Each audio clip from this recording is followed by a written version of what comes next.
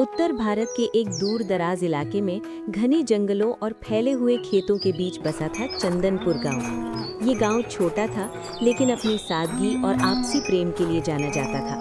कच्चे मकान, मिट्टी की गलियां, सुबह मंदिर की घंटी और शाम को मस्जिद से आती अजान, सब मिलकर गांव को जिंदा रखते थे। गांव के चारों ओर घना जंगल था। वही जंगल गांव वालों की रोजी रोटी भी था और डर का कारण भी। लोग लकड़ी, घास और फल वहीं से लाते थे, लेकिन जंगली जानवरों से हमेशा सावधान रहते थे।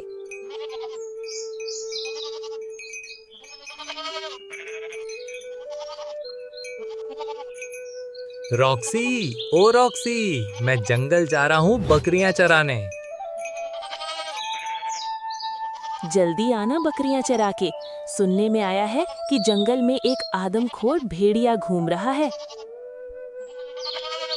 ठीक है, मैं शाम को जल्दी आ जाऊंगा।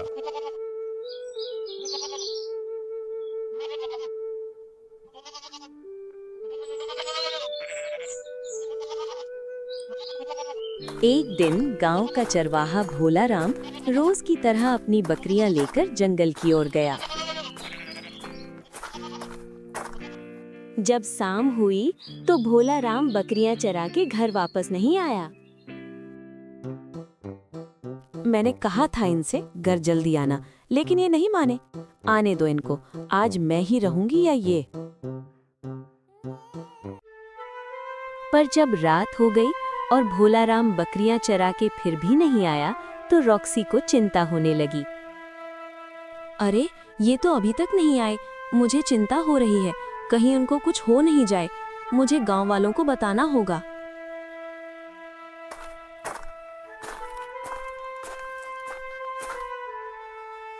सरपंच जी, ओ सरपंच जी, बाहर आइए। अरे क्या हुआ रॉक्सी, तुम इतनी रात को मेरे घर क्यों आई हो? सरपंच जी, भोला राम अभी तक बकरियां चढ़ा के घर नहीं आए। मुझे उनकी चिंता हो रही है, कहीं उनको कुछ हो नहीं जाए। तुम चिंता मत करो, मैं कल सुबह होते ही गांव वालों को लेकर जंगल में भोला राम को ढूंढने जाऊंगा।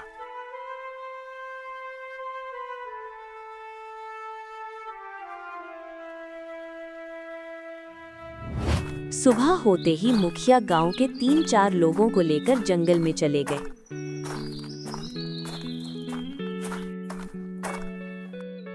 जंगल के अंदर एक पेड़ के पास भोला राम की टोपी पड़ी थी।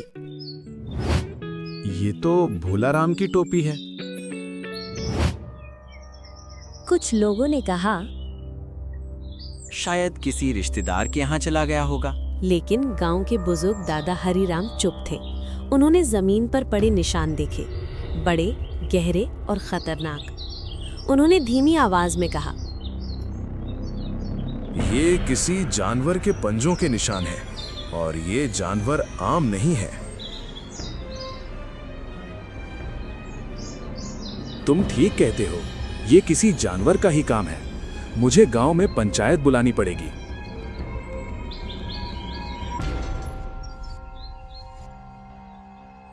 पंचायत बुलाई गई। पीपल के पेड़ के नीचे गांव के सभी लोग इकट्ठा हुए। दादा हरिराम बोले, जंगल में एक आदमखोर भेड़िया आ गया है। जब भेड़िया इंसानों से डरना छोड़ देता है, तब वो सबसे खतरनाक हो जाता है। गांव के लोगों के चेहरों पर चिंता साफ दिख रही थी। अगर आदमखोर भेड़िया हमारे गांव में आ गया तो फिर हमें कल से रात में घर से बाहर नहीं निकलना है और बच्चों को अकेले बाहर नहीं जाने देना है। मवेशियों को घर के अंदर बांधा जाएगा।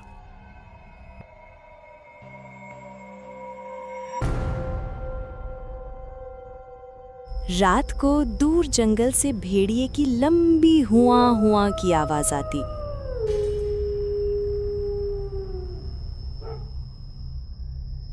वो आवाज जैसे गांव के दिल में उतर जाती। कुत्ते बिना वजह भौंकने लगते। सरपंच के पास 2 गांव के रिहायशी लोग आए। उन्होंने सरपंच से कहा, सरपंच जी, अगर भेड़िया हमारे गांव में आ गया तो हमारा क्या होगा? हमें जल्दी कुछ करना होगा। तुम ठीक कहते हो, हमें जल्दी कुछ करना होगा। सरपंच जी, मैं एक शिकारी को जानता हूँ जो इस भेड़िए को पकड़ सकता है। ठीक है, तो तुम कल उस शिकारी को बुला लेना।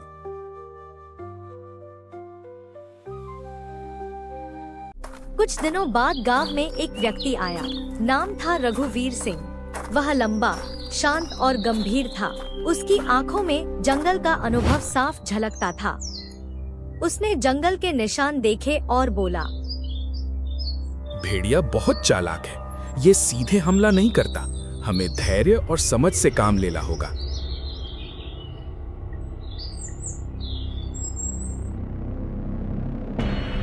गांव के बाहर जाल बिछाए गए।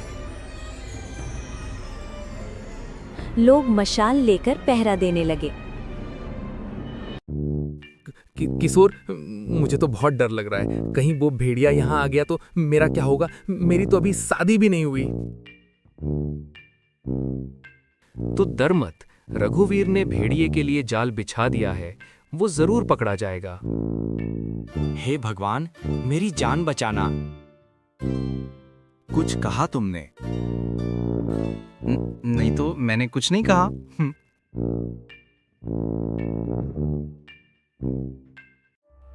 तभी जाल के पास एक पेड़ के पीछे से खूंखार भेड़िया निकलता है। लेकिन भेड़िया हर बार बच निकलता। वो जाल के पास आता, रुकता और फिर वहां से चला जाता, जैसे वो इंसानों की हर चाल समझ रहा हो। गांव में रहती थी वंशिका, एक 14 साल की समझदार लड़की। वो अपने दादा से जंगल की कहानियां सुनकर बड़ी हुई थी।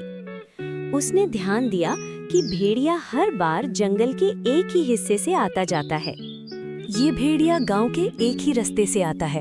अगर हम उस रास्ते पर जाल बिछा दें तो शायद वो भेड़िया पकड़ा जा सकता है।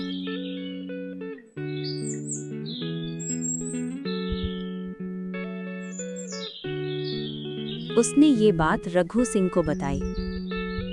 रघु ने मुस्कुराकर कहा, तुमने बहुत कीमती बात बताई है।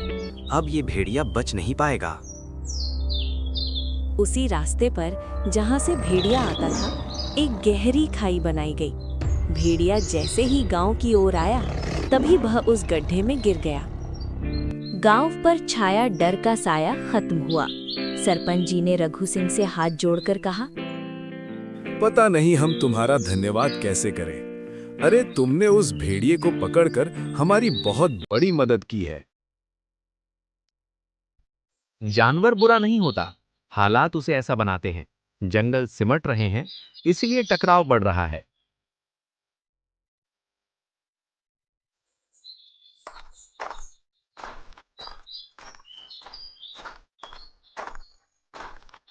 अब चंदनपुर में फिर से रौनक लौट आई।